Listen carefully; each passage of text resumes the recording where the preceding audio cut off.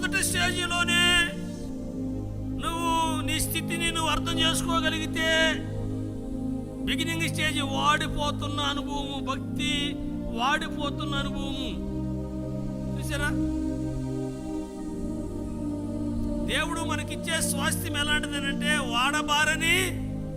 వాడబారని స్వాస్థ్యాన్ని పొందుకోవడానికి ఇక్కడ ఆత్మీయ జీవితం వాడబారిపోతే అట్టగా వాడబారకుండా ఉండాలి, వాడిపోకుండా ఉండాలి.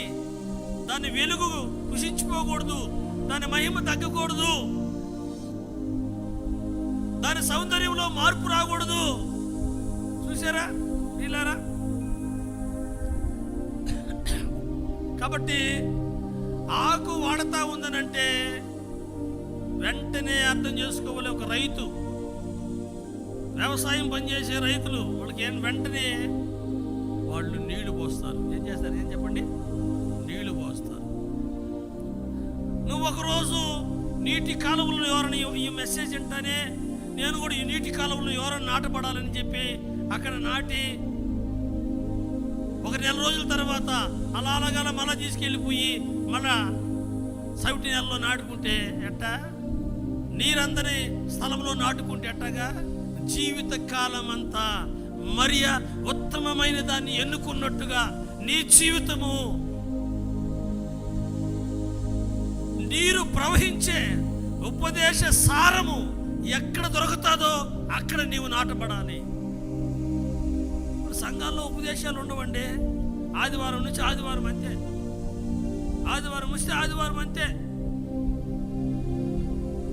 ఇలా కాదు కదా, నిరంతరము నేను బతిమలాడుతా ఉన్నా, మీరు కూడికలు పెట్టుకోండి.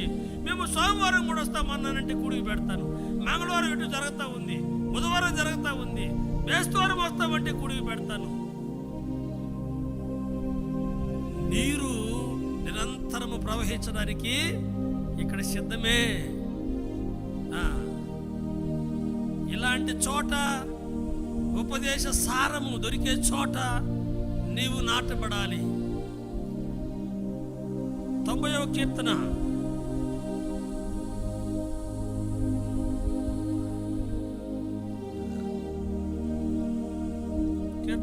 గ్రంథం 90వ అధ్యాయము 13వ వచనం.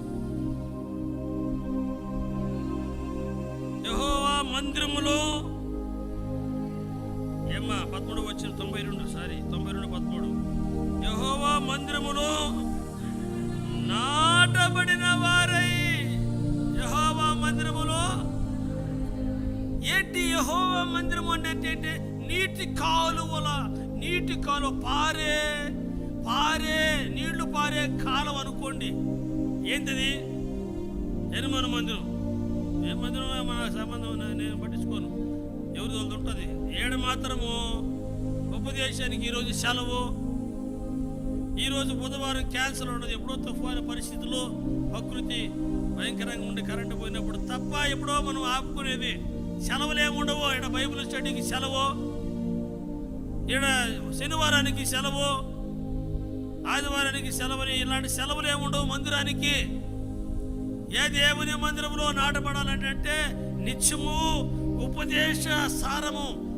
చూసారా, ఉపదేశపు జలలు ప్రవహించేటువంటి ఆ కాలువ ఎవరైనా నాటబడాలి. ఆ మందిరములో నాటబడితే నువ్వేమవుతావంట? వర్ధిల్లుతావు. హల్లెలూయా.